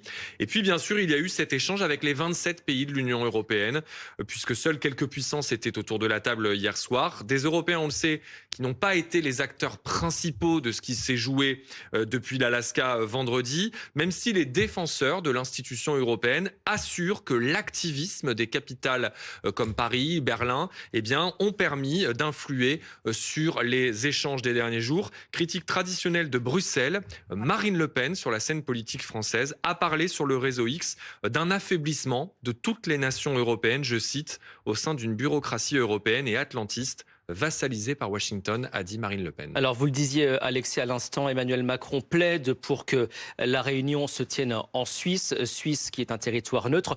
Car on le rappelle, Vladimir Poutine est inculpé devant la Cour pénale internationale. Écoutez justement cette réponse du ministre des Affaires étrangères suisse à cette proposition. J'ai expliqué avant, le Conseil fédéral a déjà défini quelle est la situation juridique. Elle s'est penchée de manière approfondie l'année passée là-dessus.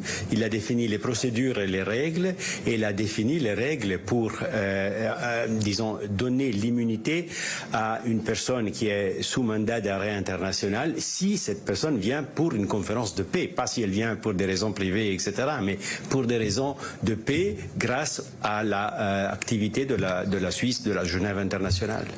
Général Pellistrandi, cette option sur la table de faire venir Vladimir Poutine à Genève, c'est une bonne solution pour engager cette discussion en face à face ? Oui, c'est une solution réaliste et pragmatique. Pourquoi ? Comme l'a rappelé le président de la République, la Suisse, sa neutralité lui confère vraiment une capacité juridique importante. D'autre part, il faut bien rappeler que Genève, c'est le 2e siège de l'Organisation des Nations Unies. Après New York. Ouais. Après New York. Et donc, il y a tous les outils, en quelque sorte, nécessaires pour ce type de conférence. Sans parler, bien sûr, de la sécurité propre à une telle conférence. Donc, de plus, il s'agit d'une guerre entre 2 pays européens, la Russie et l'Ukraine, avec des conséquences sur tout le continent européen. Donc, la logique voudrait que cette rencontre envisagée entre Vladimir Poutine et Volodymyr Zelensky se déroule sur le sol européen et Genève répond à tous les besoins pour ce type de sommet. Alors, le président américain Donald Trump a donné une interview téléphonique cet après-midi à la chaîne conservatrice américaine Fox News. Et regardez ce qu'il dit. « Je n'ai pas appelé Vladimir Poutine devant les dirigeants européens. Je trouvais que ce serait irrespectueux envers le président Poutine parce qu'ils n'ont pas les meilleures relations. Vous avez mon assurance qu'aucune troupe américaine ne sera déployée en Ukraine. » Est-ce que ça, justement, on peut en avoir le cœur net aujourd'hui ?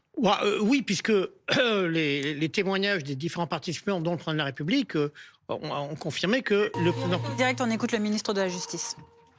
Destiné à la formation esthétique, qu'est-ce que vous en pensez ? Que la prison, c'est un lieu où on doit purger sa peine, bien évidemment, mais on doit aussi respecter la société et les victimes.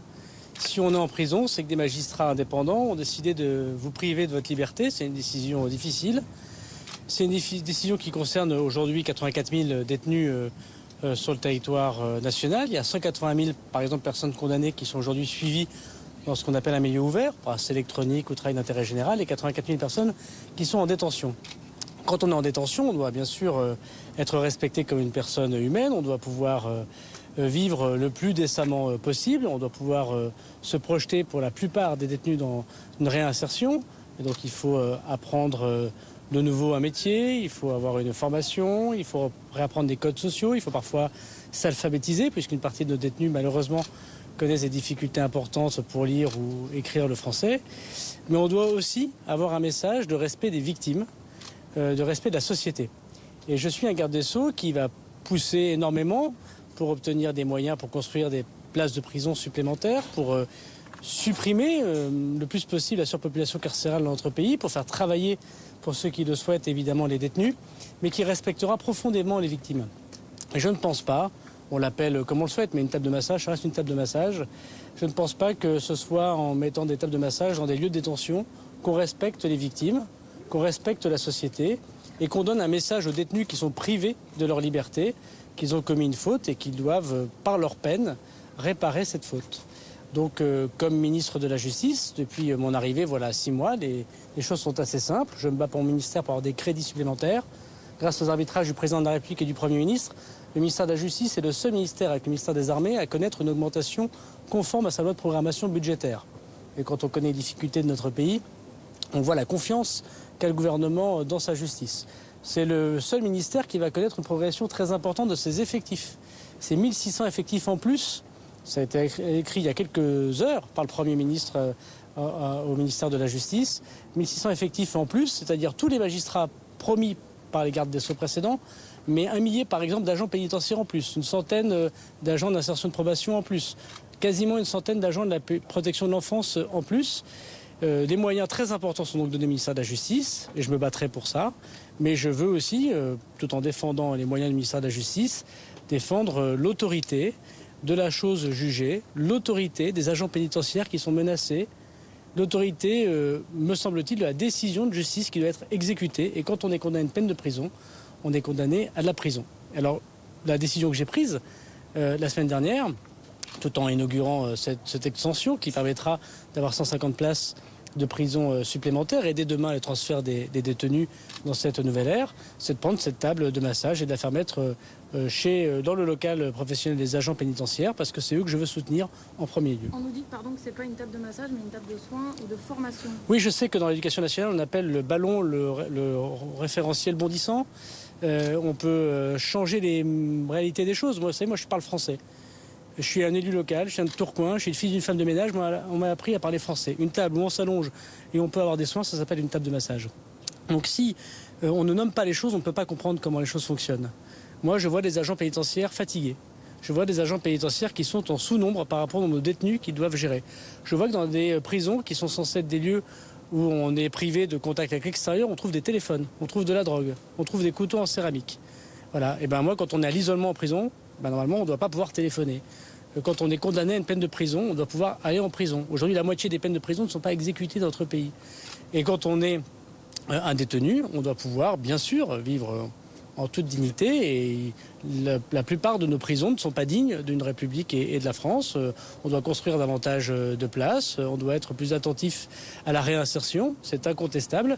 Mais on doit aussi avoir un message clair vis-à-vis des victimes et de la société. Donc je suis un garde des Sceaux qui parle français. Et je n'utilise pas des mots orwelliens ou compliqués. Moi, ce que je veux au ministère de la Justice, c'est que les mots correspondent à la réalité que vivent les Français. Monsieur le ministre, où en est-on du projet de la prison, de nouvelle prison sur le territoire de Nîmes ?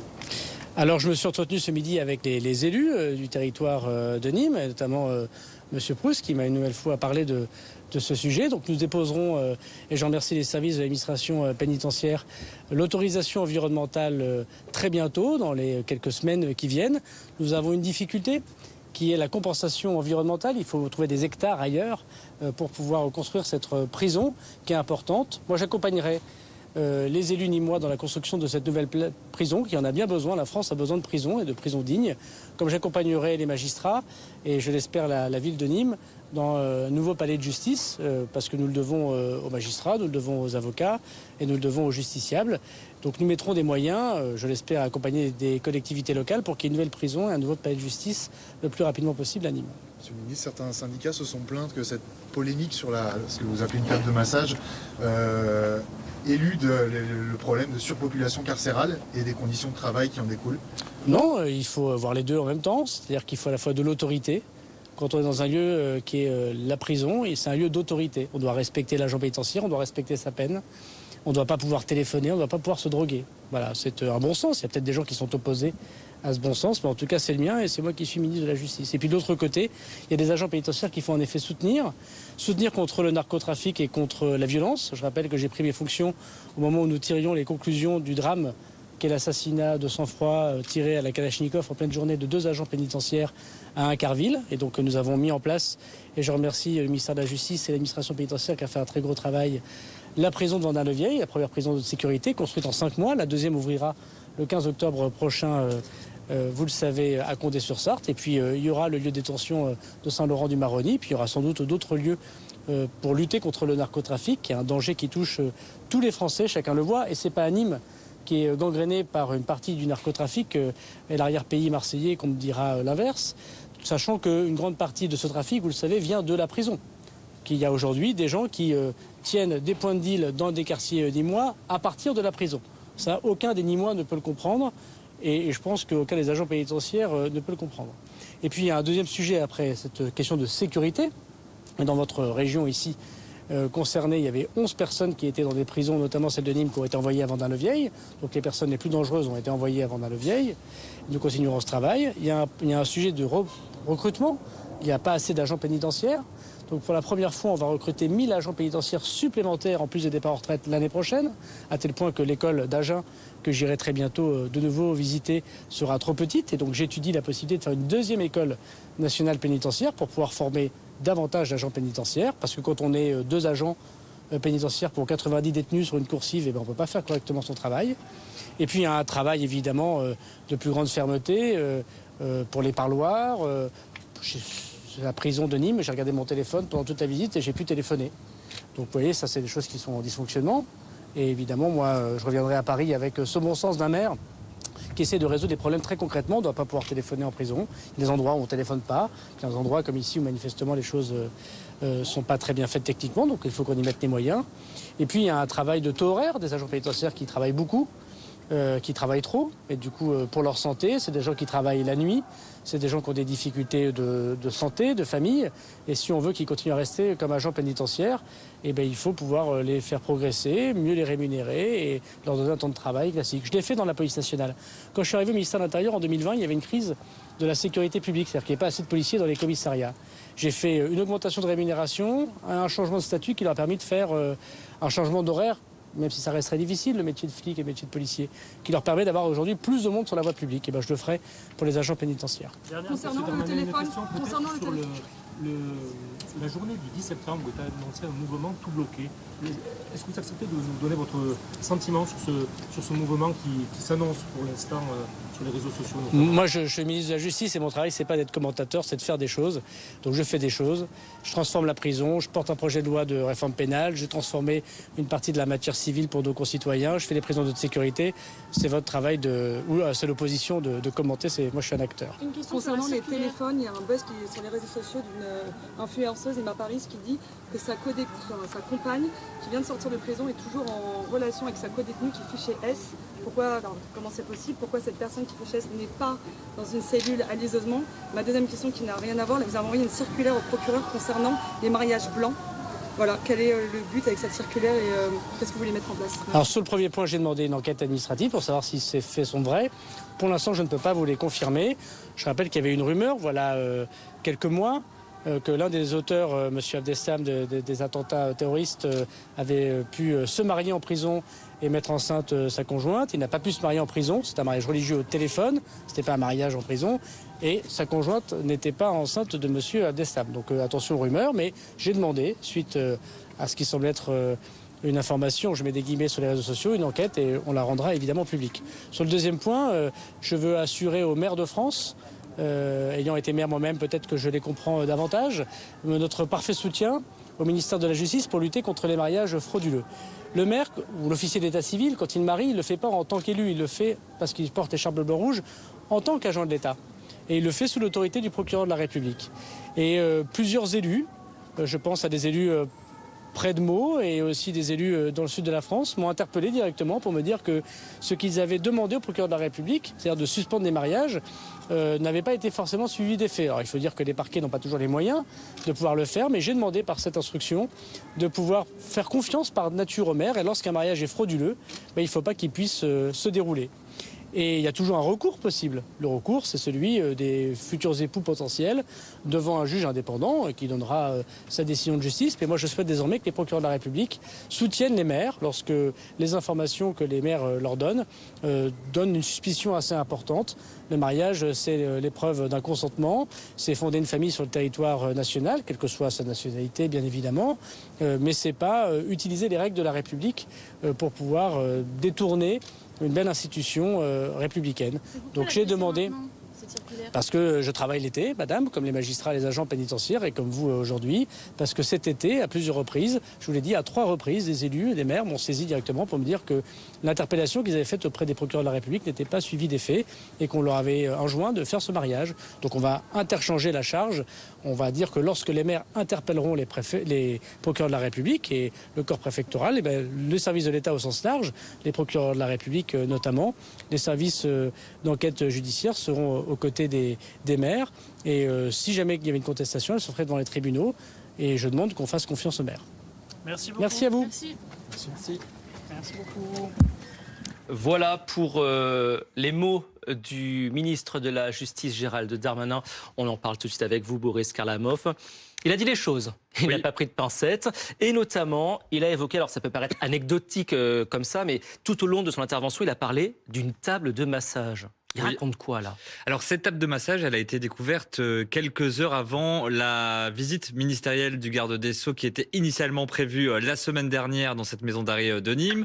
Il y a eu cette découverte d'une table de massage en l'une des salles de la maison d'arrêt et le garde des Sceaux a décidé d'annuler, de reporter cette visite puisqu'on sait qu'il fait des activités ludiques entre guillemets, son cheval de bataille depuis plusieurs mois maintenant. Tout avait commencé avec donc cette polémique en février dernier à la prison de Toulouse où 20 détenus avaient bénéficié de soins du visage. En réalité, c'était des étudiants qui apprenaient aux détenus à prendre soin d'eux en vue d'une éventuelle réinsertion. Donc, le message de fermeté aujourd'hui de la part du garde des Sceaux qui loue une nouvelle fois le respect qu'il faut avoir envers les victimes et envers la société. Une table de massage n'a pas sa place en prison. Voilà ce que déclare l'écouter, Gérald Darmanin. on a l'impression que tout est permis en prison aujourd'hui. Selon lui, il y a beaucoup de choses qui sont permises et il veut stopper cela. Donc cette table de massage, elle peut passer être anecdotique, mais c'est vrai que là, il a expliqué que dans cette maison d'arrêt, il avait tout au long de sa visite pu téléphoner. Il a fait un petit rappel à l'ordre d'une manière assez. Les brouilleurs ne fonctionnent pas très bien. Absolument, voilà, il a tenu à rappeler qu'il y avait des manques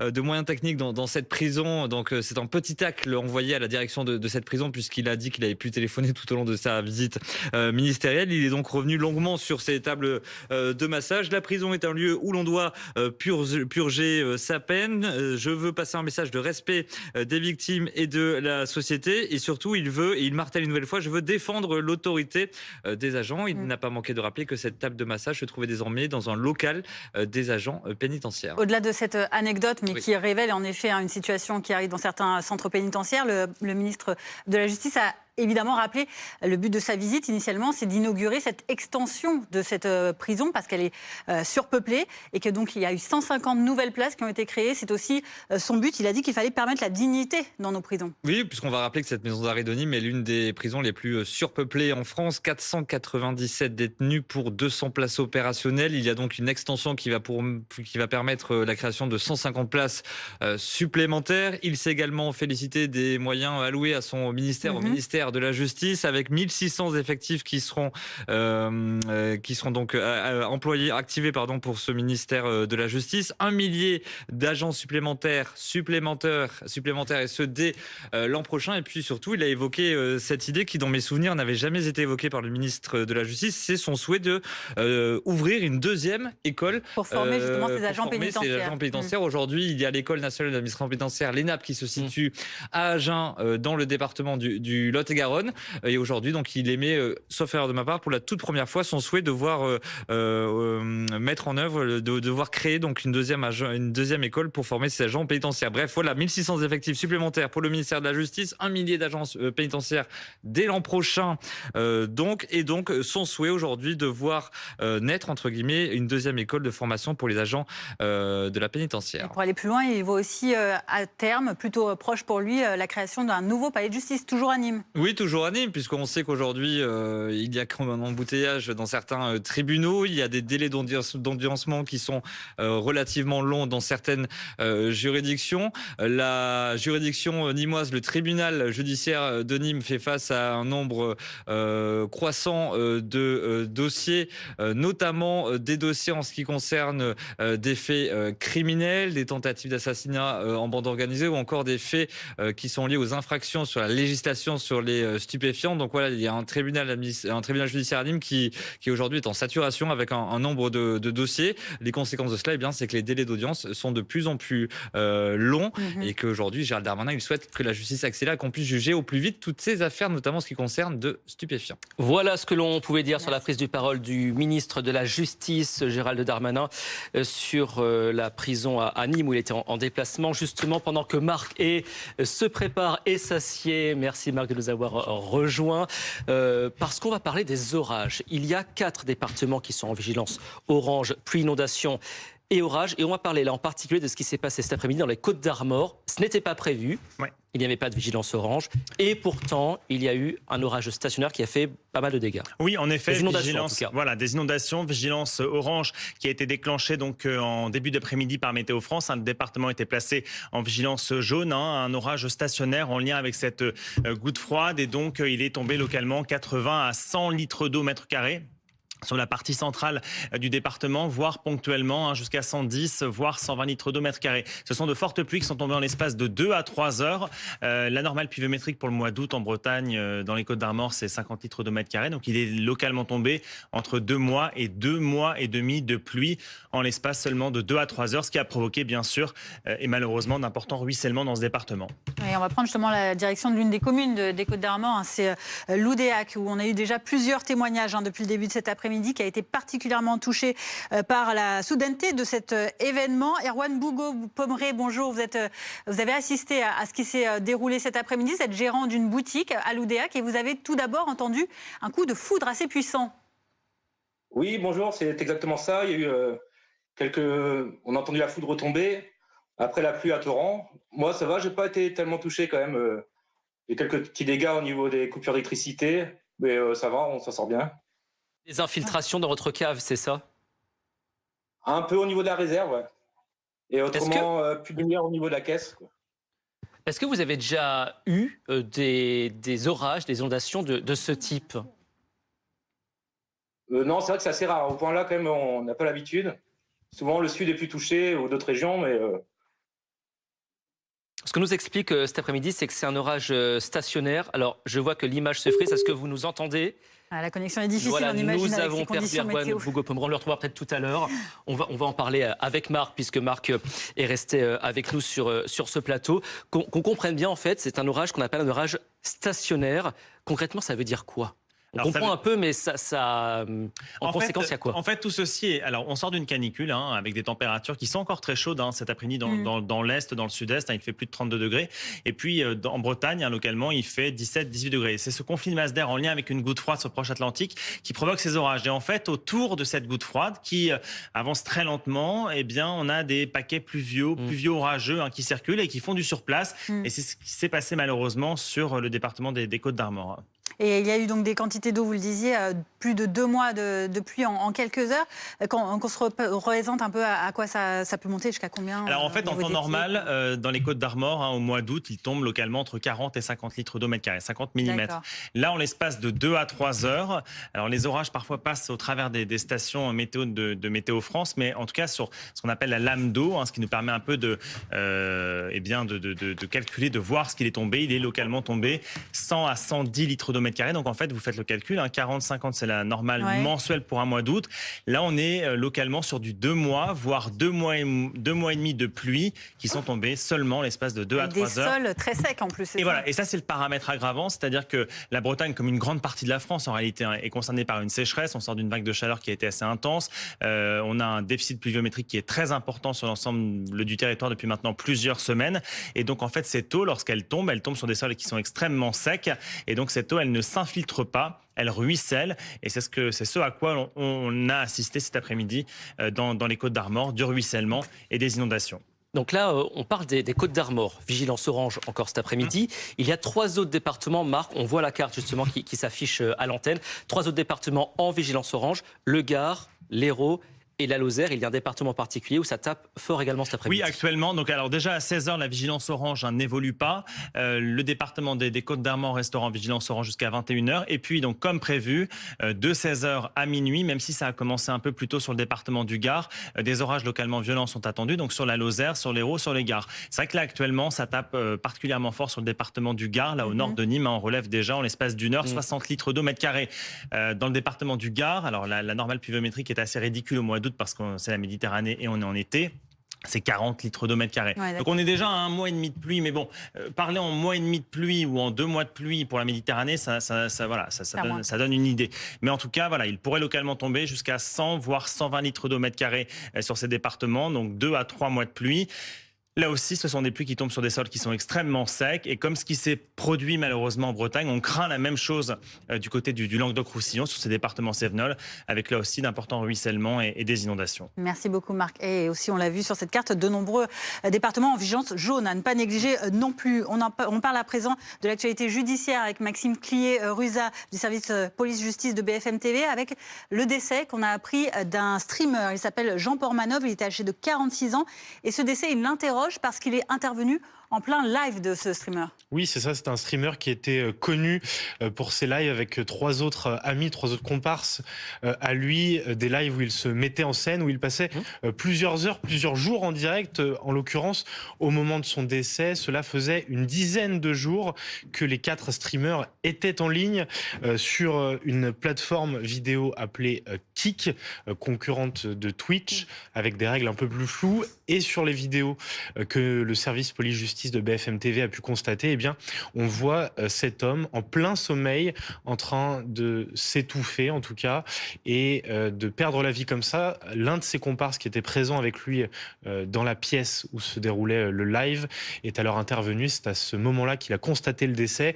Il a alors coupé le direct de façon très abrupte, et selon nos informations et celles du service police-justice de BFM Nice Côte d'Azur, eh bien, les pompiers sont intervenus aux alentours de 10h ce lundi et n'ont pu que constater le décès de ce streamer âgé de 46 ans. Il y a une vague d'indignation qui est apparue sur les réseaux sociaux, notamment concernant ces 3 collègues streamers qu'ils accusent d'actes de torture. Oui, parce que dans ces lives, eh bien, il se mettait en scène en réalisant des actes de torture, en ingérant des produits dangereux. Une enquête avait d'ailleurs déjà été ouverte en décembre 2024, notamment pour violence volontaire en réunion sur personnes vulnérables ou encore diffusion d'enregistrements d'images relatives à la commission d'infractions d'atteinte volontaire à l'intégrité de la personne.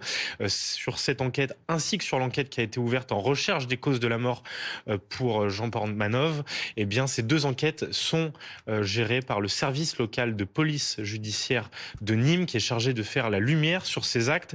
L'avocat de l'un des streamers, l'un des comparses de l'homme décédé, a d'ailleurs publié un communiqué pour s'indigner, s'offusquer de la campagne de cyberharcèlement en cours pour les 3 comparses de Jean Portmanov qui étaient présents au moment de son décès. Merci Maxime pour l'intégralité de ces détails sur cette affaire. Dans l'actualité internationale à présent, le sort de l'Ukraine qui continue d'être discuté en haut lieu avec cette nouvelle journée cruciale, avec 2 nouvelles réunions aujourd'hui qui ont lieu, celle de la coalition des volontaires à midi et puis un peu plus tard en ajoutant les 27 dirigeants des membres de l'UE, 2 réunions qui font suite donc à cette rencontre hier à Washington où on retrouve Antoine Lard. Washington qui a donc vu cette réunion entre le président américain, Volodymyr Zelensky, et donc ensuite le reste de ces membres de la coalition des volontaires, pour annoncer notamment, c'est ça cette grosse information, c'est que le président ukrainien pourrait rencontrer le président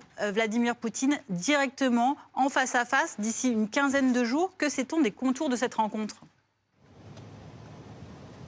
Ce qui est clair, en tout cas, c'est qu'il y a une très grosse pression de Donald Trump pour que cette rencontre ait lieu. Hier, après une première réunion avec les dirigeants européens, Trump a décroché son téléphone. Il a appelé Vladimir Poutine pour faire pression sur le chef du Kremlin afin qu'il accepte le principe d'une rencontre avec Zelensky, ce que Poutine, depuis le début de la guerre, refuse catégoriquement de faire. Alors pour le moment, on ne connaît ni le lieu ni la date. Trump veut que ça aille vite. Il veut une rencontre avant la fin du mois d'août. Tout à l'heure, Poutine s'est dit prêt à rencontrer Zelensky à condition que ça se passe à Moscou. Évidemment, ça a peu de chances de se produire. On imagine mal Zelensky se rendre dans la capitale russe. Donc, pour le moment, les choses sont encore en train de s'organiser et de se négocier.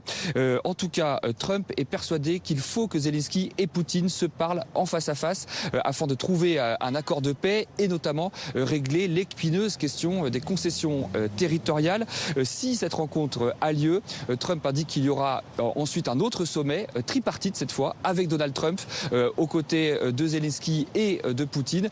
Trump qui viendrait en quelque sorte valider l'accord qui aurait pu être trouvé entre les présidents russes et ukrainiens. Une façon pour lui de se positionner à nouveau comme un grand faiseur de paix, lui qui rêve de décrocher le prix Nobel. Antoine Lard depuis Washington pour BFM TV. On continue d'en parler avec vous, Claude Blanche-Maison. Vous êtes ancien ambassadeur de France en Russie. Emmanuel Macron a proposé la Suisse pour accueillir la réunion entre Volodymyr Zelensky et Vladimir Poutine.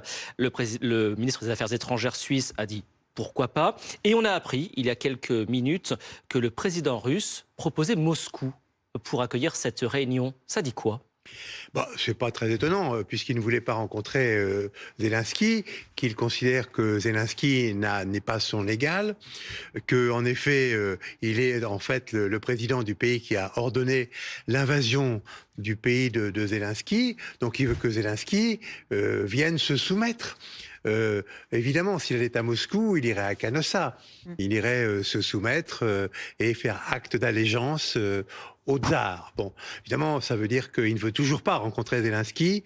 Je pense que M. Trump aurait mieux fait de faire une proposition raisonnable, par exemple qu'il se parle en Skype. Vous pensez vraiment que cette réunion aura lieu, pourra se faire? Sûrement pas à Moscou, en tout cas. Bien sûr, évidemment.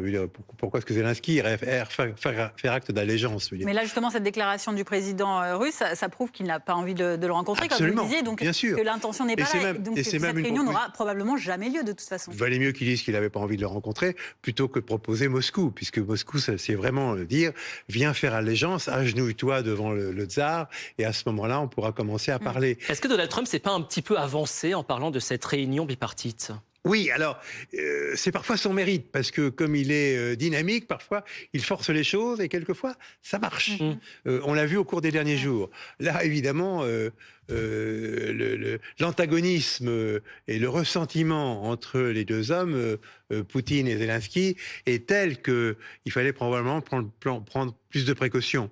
Et peut-être que si M. Trump avait dit je vais essayer de réunir ensemble Poutine et Zelensky, d'être en quelque sorte un médiateur, déjà ça aurait été très difficile probablement à accepter, mais peut-être que ça aurait été acceptable par les deux parties. Pour vous, quelle est la meilleure solution? La Suisse ou, comme vous l'avez proposé, un Skype? Alors, la Suisse, c'est une proposition en effet, visioconférence, voilà, possible, et le ministre suisse compétent a dit que dans ce cas-là, il y aurait les mesures législatives nécessaires seraient prises pour que Poutine ne soit pas inquiété au titre de la Cour pénale internationale. Donc il y aurait évidemment un sauf-conduit absolu. Je pense que Poutine ne prendra pas ce risque.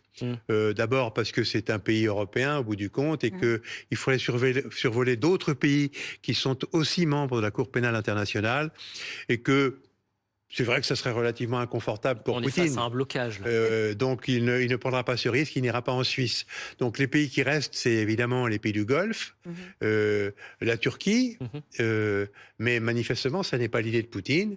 Poutine veut faire venir Zelensky à genoux sur les marches du Kremlin. Ce serait la seule solution pour le rencontrer. Alors, la proposition de Donald Trump, elle fait suite aussi à ces déclarations qu'il a faites après cette rencontre d'hier. Je n'ai pas appelé Vladimir Poutine devant les dirigeants européens. Je trouvais que ça serait irrespectueux envers le président Poutine parce qu'ils n'ont pas les meilleures relations. Parce que voilà, ce qui s'est passé hier, c'est que pendant la réunion entre le président américain Volodymyr Zelensky et les alliés européens, il y a eu ce coup de fil d'une quarantaine de minutes entre Trump et Poutine, mais qu'il n'a pas voulu faire interférer les choses parce que, comme il le dit, les relations ne sont pas bonnes. On voit que ça se confirme avec ce que répond Poutine aujourd'hui. Oui, il y a une divergence d'appréciation d'ailleurs importante entre M. Trump et les Européens qui étaient chez lui hier.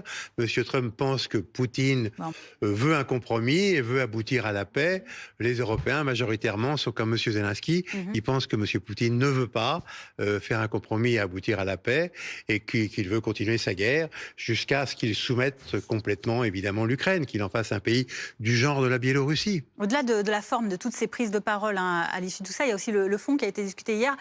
Grosso modo, c'est surtout les garanties de sécurité qui ont été évoquées. C'est très important de revenir là-dessus. Oui. Qu'est-ce qui a été proposé et qu'est-ce qui pourrait être soumis à l'appréciation de Vladimir Poutine ? Je pense que Vladimir Poutine, effectivement, n'a pas envie de voir des pays de l'OTAN, il l'a fait dire d'ailleurs par son ministre des Affaires étrangères, voir des troupes d'un pays de l'OTAN.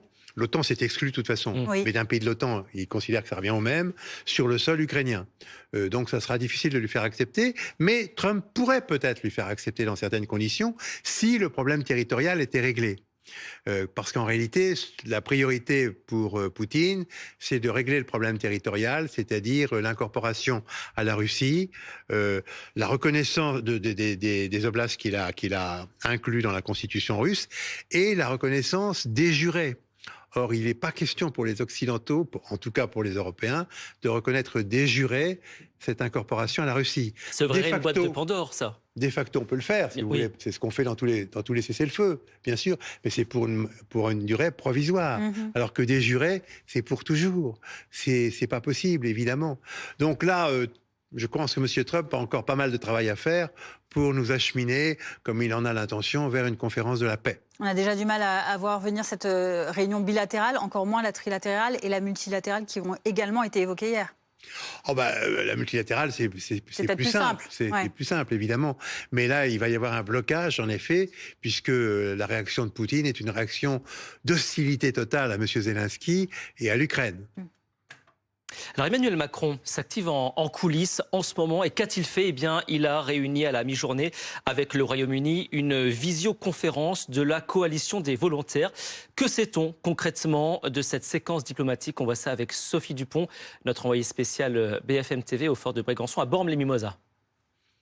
L'objectif aujourd'hui, c'était de faire le point avec les alliés européens au lendemain de la rencontre multilatérale qui a eu lieu à la Maison-Blanche. Emmanuel Macron, il a regagné le fort de Brégançon à la mi-journée et il a immédiatement retrouvé son agenda diplomatique très chargé puisque à peine rentré, il y avait une réunion en visioconférence avec la coalition des volontaires. Ce sont les soutiens de l'Ukraine, essentiellement des pays européens, mais pas uniquement, puisque dans cette coalition, il y a aussi des pays comme l'Australie, le Canada ou le Japon. Cette réunion a été coprésidée par Emmanuel Macron et par le Premier ministre britannique qui étaient tous les deux à la Maison-Blanche hier. L'objectif, c'était de parler du contenu des fameuses garanties de sécurité. Réunion qui a duré un peu plus d'1 heure. Et à l'issue de cette réunion, une nouvelle réunion en visioconférence a débuté. Et cette fois, autour de la table, il y avait les 27 dirigeants de l'Union européenne. Réunion qui a à nouveau duré un peu plus d'1 heure. Elle est terminée, mais pour l'instant, il n'y a pas eu de communication de l'Elysée à l'issue de ces deux réunions donc en visioconférence. L'Europe qui plaide aujourd'hui pour que la rencontre potentielle entre Volodymyr Zelensky et Vladimir Poutine ait lieu chez elle. Plus qu'une hypothèse, il s'agit d'une volonté collective, affirme Emmanuel Macron, qui insiste sur la nécessité d'avoir un pays neutre. Pourquoi pas Genève en Suisse, dit-il. Emmanuel Macron qui, en même temps, met de nouveau la pression sur la Russie et sur Vladimir Poutine. Il faudra augmenter les sanctions en cas d'échec des négociations, dit-il. Emmanuel Macron qui a réaffirmé cette nuit que, selon lui, Poutine ne souhaitait pas la paix. Et avant de quitter Washington hier, il a déclaré « C'est loin d'être fini ». Il est 16h23 en direct sur BFM TV. L'actualité de ce mardi, ce sont aussi les incendies en Espagne. 373 000 hectares sont partis en fumée depuis le début de l'année. 30 000 rien qu'hier, une situation record. Et on en parle dans un instant avec notre correspondant à Madrid. Mais avant, écoutez le Premier ministre espagnol, Pedro Sánchez, qui appelle à la plus grande vigilance. Il nous reste des heures difficiles. C'est pourquoi je demande aux médias et aussi aux citoyens de redoubler de précautions, de ne pas baisser la garde, car il nous reste des moments critiques à traverser. C'est pourquoi il faut écouter et rester attentif aux recommandations des institutions. Pierre Chaperon, en direct de Madrid. Jamais l'Espagne n'avait fait face à une telle situation. 4 personnes, au moins, ont perdu la vie. Oui, 3 pompiers et un employé d'un centre équestre qui tentait de protéger des chevaux dans le nord de Madrid. C'est le bilan humain pour l'instant de ces incendies qui sévissent depuis plusieurs jours en Espagne. Pedro Sánchez, vous l'entendiez tout à l'instant, le président du gouvernement en visite en Extremadura à la mi-journée a d'ores et déjà annoncé que les lieux touchés par les incendies seraient déclarés zone d'urgence civile. Concrètement, cela permet de mobiliser plus rapidement des fonds publics, des aides exceptionnelles et des moyens logistiques. L'incendie le plus violent du siècle, comme l'appelle le quotidien El País. Ce matin, plus de 30 000 personnes ont été évacuées et plusieurs feux sont encore hors de contrôle. Si une immense partie du pays est concernée, ce sont surtout la Galice, la Castilla et Léon et l'Extremadura qui sont les plus durement touchés, soit une large partie ouest du pays, routes et autoroutes coupées. La liaison ferroviaire entre Madrid et la Galice est paralysée depuis la fin de la semaine dernière. La pluie devrait dans les prochaines heures arriver dans le nord du pays, autour des côtes atlantiques. Il y a une baisse générale des températures dans la péninsule ibérique. Certaines régions ont perdu de 5 à 10 degrés par rapport à hier, après l'une des plus longues vagues de chaleur de l'histoire en Espagne. Tout de suite, la chronique éco. Le matelas raffinement d'Epeda a été désigné meilleur choix par UFC Que Choisir. Votre programme avec les matelas et sommiers Epeda. Votre programme avec Magnolia.fr. Changez votre assurance de prêt et économisez sur Magnolia.fr, comparateur en assurance de prêt immobilier.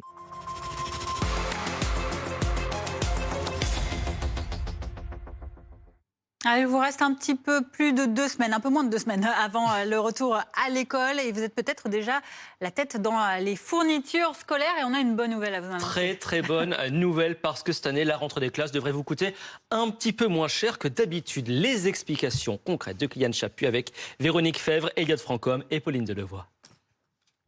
Les vacances ne sont pas encore finies, mais l'heure est déjà aux achats des fournitures scolaires pour Christelle. Et cette année, bonne surprise. On a vu une différence au niveau des classeurs, justement. Et comme il en faut quand même 9, donc on regarde justement les enseignes où c'est quand même moins cher. Ici, c'est 1 euro de moins sur chaque classeur. Au rayon des cahiers aussi, Marine constate la baisse des prix. Ils étaient à 1,35 €, ils sont à 1,09 €. J'en ai besoin, rien que pour le collège, j'en ai besoin de 20 pour ce jeune homme. Et pour elle, j'en ai besoin de 7. Cette année, le coût moyen des fournitures pour un élève de 6e est de 211 €, moins 5,5% par rapport à l'année dernière. Cela s'explique notamment par des prix mieux négociés par les magasins.